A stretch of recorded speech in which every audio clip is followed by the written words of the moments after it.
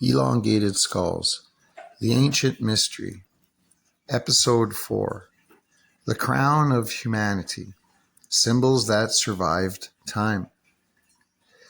The deeper we move into the investigation, the more the pattern begins to shift.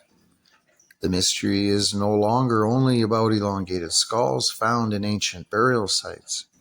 It becomes a much larger question about why humanity across thousands of years and across continents repeatedly placed importance on the head.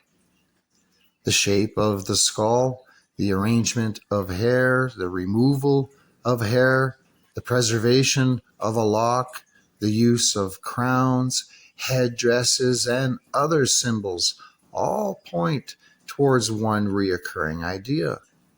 The head has always represented something beyond the physical body. Across human history, the head has been treated as a place of identity, ancestry, authority, transformation, and connection. Different cultures gave these practices different meanings. And when we place these traditions beside each other, a fascinating pattern appears. From the Americas to Asia, from ancient civilizations to religious traditions that still exist today, humanity repeatedly used the head as a canvas to communicate something important about who they were. The question is not whether every tradition is connected. The question is why the same symbolic focus appears so many times throughout history. In the ancient Americas, examples connected to altered skulls and distinctive head traditions appear across multiple cultures, nations, and regions. The Paracas and Nazca cultures of Peru are among the most discussed because of their unusual burial practices and the preservation of elongated skulls. The Quincoro culture, a known complex society in South America, also contributes to the larger discussion of ancient human practices involving identity, preservation, and the treatment of the body. Moving north, traditions among indigenous nations, including the Chinook, Choctaw, Chehalis, and Nooksack, have been part of discussions surrounding historical accounts of elongated head practices and cultural identity. Pueblo traditions also add another layer to this investigation because of their deep connections to ancestors, ceremonial practices, and the preservation of cultural memory. The importance of these examples is not that they prove one shared origin. The importance is that they demonstrate something repeated throughout humanity. The body itself became a language. Humans have always used appearance to communicate belonging. Clothing, tattoos, scarification, jewelry, hairstyles, and body modification have all served as visible markers of identity. The body became a way of saying, this is who we are, this is where we come from, and this is the group we belong to. But the head appears to hold a special place. Across many societies, the head was not simply another part of the body. It was connected with thought, spirit, ancestry, leadership, and power. This may help explain why so many cultures placed such importance on the shape of the skull, the arrangement of hair, and or the appearance of the crown. The concept of the crown itself is fascinating. The crown is the highest point of the body. It is where the physical and symbolic worlds meet. Across different traditions, the top of the head became associated with transformation, authority, sacred identity, and connection to something greater than ordinary life. One of the most Powerful examples of this pattern is found in tonsure traditions. Throughout history, religious groups have used specific hairstyles or the removal of hair as visible symbols of devotion, discipline, and belonging. In Christian traditions, tonsure became associated with monks, clergy, and separation from ordinary society. Within Catholic traditions, the tonsure represented dedication and religious service.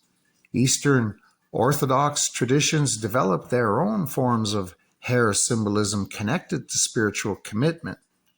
Roman priestly traditions also included symbolic practices involving appearance and identity. Celtic monastic traditions developed distinctive forms of tonsure that became associated with their religious communities. Different traditions had different meanings. Different groups had different explanations, but the repeated theme remains. The head became a place where identity was marked. This same pattern appears in Eastern traditions as well.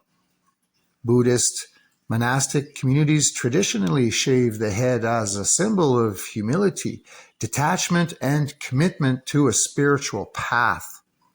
Hindu and Vedic traditions contain ancient practices connected to hair, initiation, and identity. The Chudakarana ceremony involving the first cutting of a child's hair represents an important transition in life. The shika, or choti, a preserved lock of hair on the head, carries symbolic meaning within certain Hindu traditions.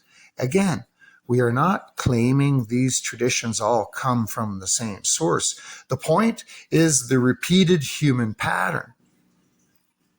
Across different civilizations, the head became connected to transformation.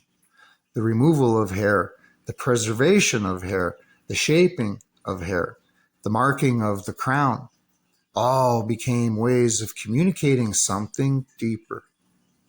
The same theme appears in East Asian traditions. The Japanese chonmage became strongly associated with the samurai warrior class and later became a symbol of social identity. The Manchu-kyu represented cultural identity and political authority during the Qing dynasty. These traditions were not religious in the same way as monastic tonsure, but they followed a similar human tendency. Appearance became a visible marker of belonging. A hairstyle could communicate rank. A hairstyle could communicate loyalty. A hairstyle could also communicate ancestry. The head became a symbol of social position.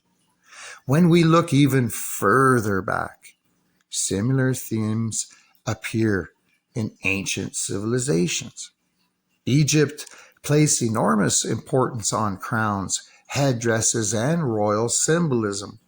The appearance of rulers communicated their connection to power, tradition, and divine authority. Mesopotamian cultures used elaborate head coverings and symbols of status.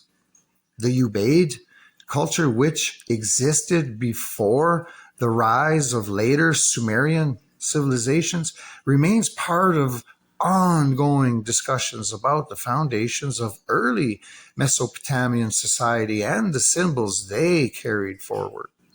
Across these civilizations, the head represented more than the individual.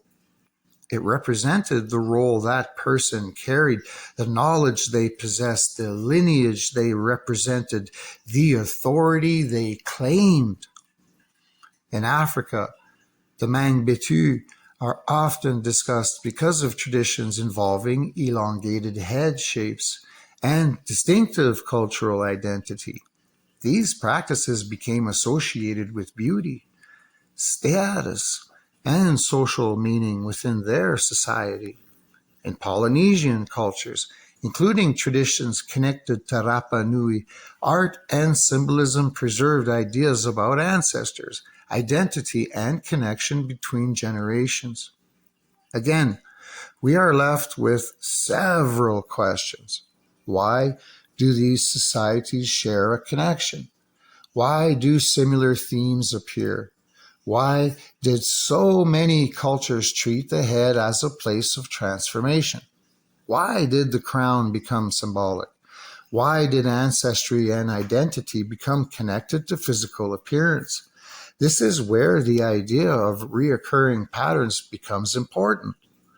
Throughout history, they tell us cultures have often developed similar solutions to similar human questions. Different societies may create similar symbols because humans share similar experiences. Humans everywhere search for identity, connection, meaning, and a relationship with those who came before them. Sometimes these patterns create additional questions.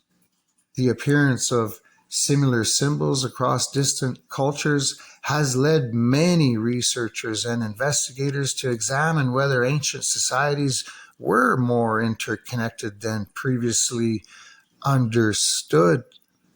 The idea is not that every similarity proves contact, but repeated patterns can inspire further investigations into migrations, cultural exchanges, and the movement of ideas. This could be a missing link between fragments, a connection between traditions, and a pathway between civilizations. Because when we look at ancient history, we often separate cultures into isolated categories. Egypt is studied separately from South America. Mesopotamia is studied separately from Polynesia. Indigenous traditions are studied separately from Eurasian civilizations. Ancient humans did not experience the world through modern categories. They migrated, they traded, they exchanged ideas, they carried traditions, they preserved memories. The question is how much of that movement has been lost? The same idea connects to the broader themes explored throughout this investigation. Forgotten knowledge, lost civilizations, buried traditions, and the possibility that humanity carries fragments of older ideas forward even when the original source is forgotten. A symbol can survive after its meaning changes. A ritual can continue after its origin is lost. A tradition can remain long after the people who created it have disappeared. Maybe this is why the head continues appearing as such a powerful symbol throughout human history. It represents memory, it represents identity, it represents the connection between past and present. The elongated skulls are one piece of this larger pattern. They are part of a much broader human story involving transformation, ancestry, status, and the search for meaning. When we examine skull traditions, tonsure practices, hairstyles, crowns, and sacred markings together, we see a reoccurring theme that stretches across civilizations and time. The mystery is not that humans everywhere were identical. They were not. The mystery is that humans everywhere seem to have asked similar questions. Who are we? Where did we come from? Who came before us? And how do we preserve what matters? The symbols they left behind may represent different answers, created by different cultures during different moments in history, but the pattern remains. The human head became a place where civilizations recorded identity, a place where traditions were preserved, a place where humanity expressed its connection to something greater than itself. And if these symbols truly represent fragments of forgotten knowledge, then the next question becomes even more important. What other Ancient patterns have survived across time, waiting to be recognized.